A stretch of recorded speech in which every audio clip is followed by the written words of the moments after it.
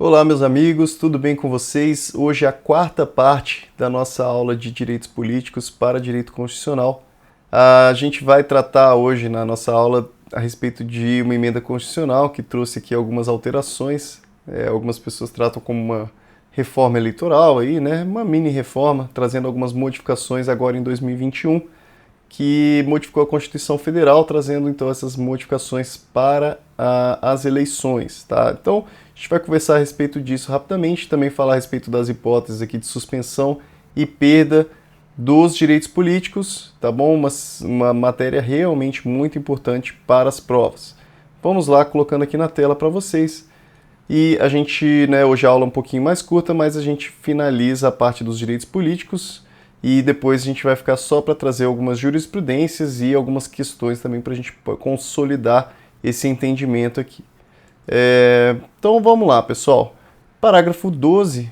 Serão realizadas concomitantemente às eleições municipais as consultas populares sobre questões locais aprovadas pelas câmaras municipais e encaminhadas à Justiça Eleitoral até 90 dias antes da data das eleições, observados os limites operacionais relativos ao número de quesitos. Olha, questão interessante aqui, que é de 2021, né? Tudo que é recente, tudo que é modificação, a gente tem que ficar atento, porque existe possibilidade de cobrança, né? A gente sabe, as bancas elas já estão tão acostumadas a cobrar sempre as mesmas coisas, que de vez em quando eles querem trazer uma ou outra modificação e acabam trazendo aí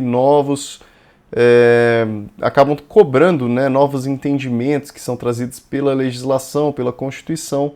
Então, vamos tomar cuidado com isso. E está falando que, olha, ao mesmo tempo que está ocorrendo a eleição municipal, cuidado que a gente precisa ter, olha, ele não está falando a respeito de eleição geral, né? A gente tem de 2 em 2 anos eleições. Agora, a gente tem de forma alternada, né, eleições municipais, gerais, tá? Isso de 2 em 2 anos nós temos.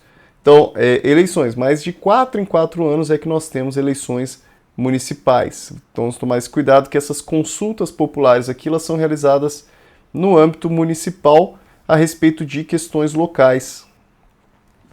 Essas questões locais elas vão ter que ter sido já previamente aprovadas pela Câmara Municipal.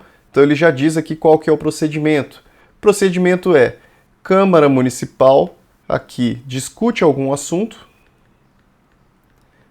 essa questão local, né? Esse assunto ele chama de questão local. Então é algum interesse ali, algum interesse premente ali, alguma necessidade daquele povo, realmente daquele município.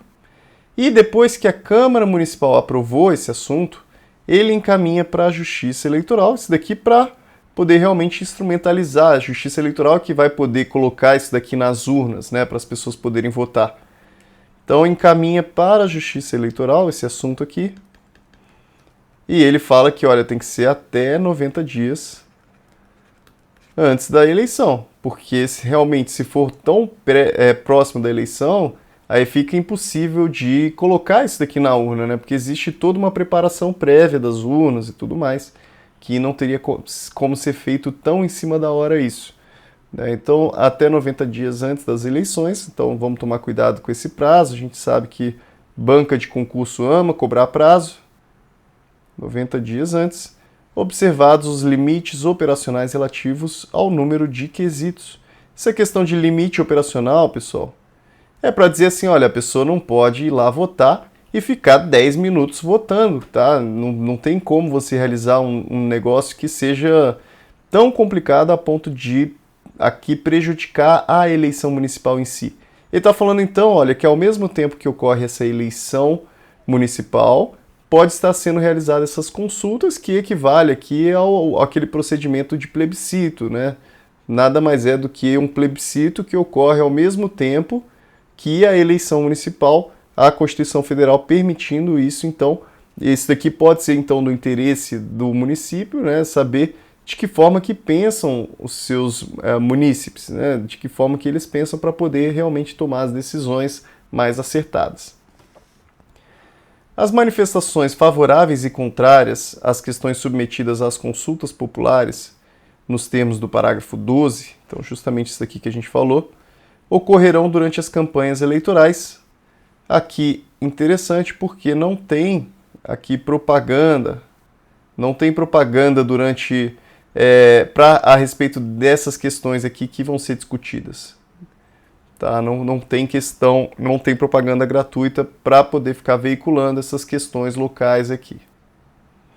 Mas ele está falando, né, que as manifestações favoráveis e contrárias ocorrerão durante as campanhas. Tá? Durante a campanha eleitoral, aqui os candidatos podem ficar conversando a respeito dessas questões aqui, mas não se utiliza de propaganda gratuita no rádio e televisão para poder tratar dessas questões específicas. A propaganda gratuita ela está relacionada à campanha em si e não para a discussão dessas questões locais.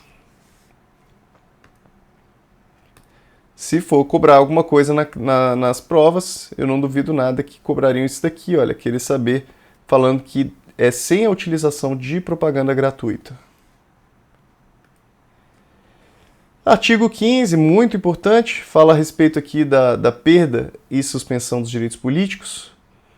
Primeira coisa, muito importante, é vedada a cassação de direitos políticos. Isso daqui é extremamente importante, a cassação de direitos políticos. Qual que é a diferença de uma cassação de direitos políticos e perda e suspensão de direitos políticos?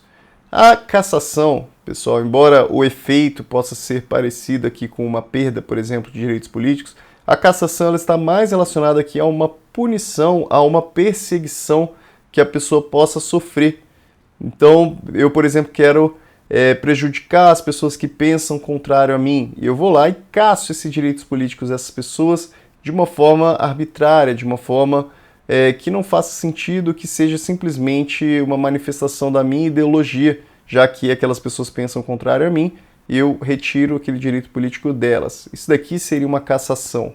Essa cassação ela é vedada. Somente as hipóteses que estão trazidas na Constituição Federal é que permitem realmente a perda e suspensão dos direitos políticos. E ele fala, então, perda ou suspensão. Ele traz aqui um rol, né, e ele não diferencia, mas nós sabemos que, principalmente, né, majoritariamente, né, a doutrina entende aqui que esses casos são todos de suspensão, exceto aqui pela perda da naturalização, que aí entende-se que ele seria uma perda de direitos políticos. O restante seria de suspensão de direitos políticos. Ok? Isso daqui é o que a doutrina majoritária entende, mas existem controvérsias, tá, com relação a esse entendimento aqui. Não é todo mundo que entende dessa forma, mas em geral entendem que somente essa primeira aqui seria a perda de direito político e as outras seriam de suspensão de direitos políticos. Vamos ler então quais são essas possibilidades de perda e suspensão. Primeiro, então, cancelamento da naturalização por sentença transitada em julgado. Bom, a gente sabe que é possível que a pessoa perca a nacionalidade dela derivada ali, né? Então ela perdeu a nacionalidade derivada dela, essa naturalização, tá? Quando eu falo nacionalidade derivada, é a naturalização, que é esse ato voluntário que ela se torna brasileira. É possível que essa naturalização dela seja cancelada por uma sentença transitada em julgado. Isso daqui, como ela perde, né, essa nacionalidade brasileira, nada mais óbvio aqui que ela perca os direitos políticos dela, já que somente o nacional, tanto brasileiro nato quanto brasileiro naturalizado, é que podem exercer os direitos políticos. Tá? Então, muito óbvia aqui essa hipótese de perda de direito político. Né? Então, se somente nacional pode exercer direito político, você não é mais nacional, você não pode exercer direito político. Outra hipótese, incapacidade civil absoluta. Incapacidade civil absoluta são aquelas pessoas menores de 16 anos. Aqui também, gente, muito óbvio, já que somente pode se alistar, a gente já viu que o alistamento eleitoral ele somente é para as pessoas maiores de 16 anos. Menor de 16 anos ele não pode se alistar, a gente viu que é facultativo para o maior de 16 anos. Significa que quem tem incapacidade civil absoluta, que somente são essas pessoas com menos de 16 anos, elas não possuem direitos políticos, então, na verdade, é uma condição suspensa de direitos políticos. Tá? Existe aqui uma suspensão. Não é que ela não tem direito político, mas, na verdade, está suspenso esse direito dela. Tá? E, na verdade, ela também só exerce direito político por meio depois do alistamento. Então, de certa forma, ela não vai nem poder exercer esse direito político. Condenação criminal transitada em julgado, enquanto durarem seus efeitos. Aqui é importante também que já transitou em julgado uma condenação criminal. Ok? Uma condenação criminal aqui faz com que a pessoa também fique com os direitos políticos suspensos. Recusa de cumprir a obrigação a todos imposta ou prestação alternativa, nos termos do artigo 5º, inciso 8º. A gente já viu que lá no artigo 5º, quando a gente estava estudando, que existem circunstâncias que todo mundo precisa cumprir. Então vamos dizer que o serviço militar é obrigatório para os homens acima de 18 anos. Isso daqui é uma obrigação imposta a todos. Se a pessoa não cumprir aquilo, vamos dizer que ela fala assim, olha, eu sou contra essa questão de serviço militar obrigatório, a minha ideologia não permite isso, tal. Vamos dizer até que ela judicialize essa questão. E o juiz vai lá e realmente permite que essa pessoa não preste serviço militar obrigatório. Só que ele vai lá e impõe alguma outra prestação para aquela pessoa. Então, olha, então beleza, você não vai fazer isso, então você vai ficar 1 ano trabalhando lá no órgão público. Tá? Isso pode ocorrer, vamos dizer que ocorreu. E essa pessoa ela se recusou a cumprir essa prestação alternativa também. Ele está dizendo que essa pessoa que se recusa também a cumprir a obrigação e também a prestação alternativa, essa pessoa também pode ter aqui a suspensão dos direitos políticos. E a outra hipótese é a de improbidade administrativa. A gente já viu que a questão da probidade, a questão da moralidade, ela é muito relevante para a questão eleitoral, para a questão aqui de realmente capacidade eleitoral passiva, né? E também aqui tanto direito político, então é possível que a pessoa tenha a suspensão desses direitos políticos em razão da improbidade. Isso daqui significa dizer que ela não vai nem poder votar e nem poder ser eleita. Tá? Se ela não tem direitos políticos, tá? Direitos políticos suspensos, ela não pode votar, não pode ser eleita também. E o artigo 16, extremamente importante aqui para principalmente direito eleitoral, fala que a lei que alterar o processo eleitoral entrará em vigor na data de sua publicação, não se aplicando à eleição que ocorra até 1 ano da sua vigência, da data de sua vigência. Aqui estamos falando a respeito do princípio da anualidade. Está falando aqui que uma lei que está alterando, está reformando o direito eleitoral, está reformando o processo eleitoral, ele entra em vigor na data de sua publicação. Esse é o primeiro cuidado que a gente tem que ter, tá, gente? Não vamos nos apressar. Quando a gente lê isso aqui, muita gente acaba falando, olha, ele entra em vigor daqui a 1 ano. Não é essa a situação. Ele entra em vigor imediatamente. Só que ele só vai se aplicar, só se aplica em eleição que ocorra depois de 1 ano. Então vamos dizer lá que passou uma lei em maio de 2021. E a gente tem a eleição em outubro de 2022. Olha aqui, em maio de 2022 já passou 1 ano. Significa que em outubro de 2022 pode ser aplicada essa lei sem problema nenhum. No entanto, ela já estava em vigor desde maio de 2021. Tá? Não significa dizer que ela não estava em vigor. Agora, vamos dizer que passou uma lei em novembro de 2021. Significa que em outubro de 2022 ela não vai poder ser aplicada, porque não passou ainda 1 ano ali que ela estava em vigor. Agora, uma coisa que a gente tem que tomar cuidado aqui também. Essa lei, ela altera o processo eleitoral, tá, gente? A jurisprudência ela já tem entendido que não é toda a regra de direito eleitoral que não vai ser aplicada ou que precisa seguir essa regra do princípio da anualidade.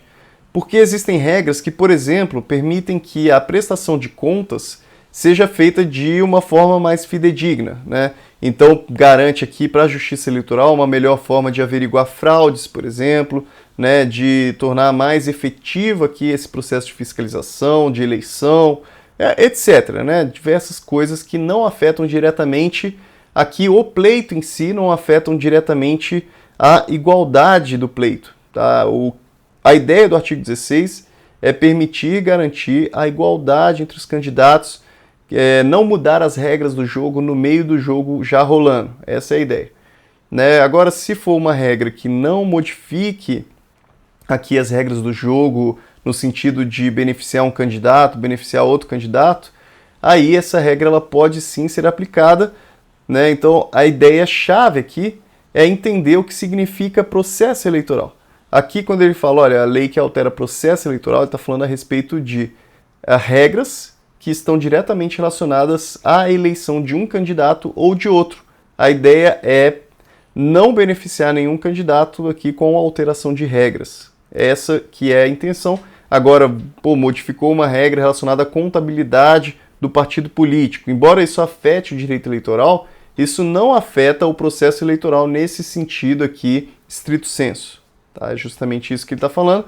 Tomar cuidado, então, que ele fala que entra sim em vigor, somente não se aplica na eleição que ocorra até um ano da data de sua vigência. Tá bom? Pessoal, a gente finaliza por aqui a nossa aula aqui de direitos políticos. Nas próximas aulas a gente vai trazer jurisprudência, trazer questões também. Eu agradeço você por assistir até o final. Não esquece de se inscrever no canal, não esquece de comentar com seus amigos também a respeito das aulas que eu tenho trazido aqui para vocês. Tenho certeza que vai ajudar muita gente isso aqui para uma preparação com antecedência para as provas, tá? Um grande abraço para você e até a próxima aula.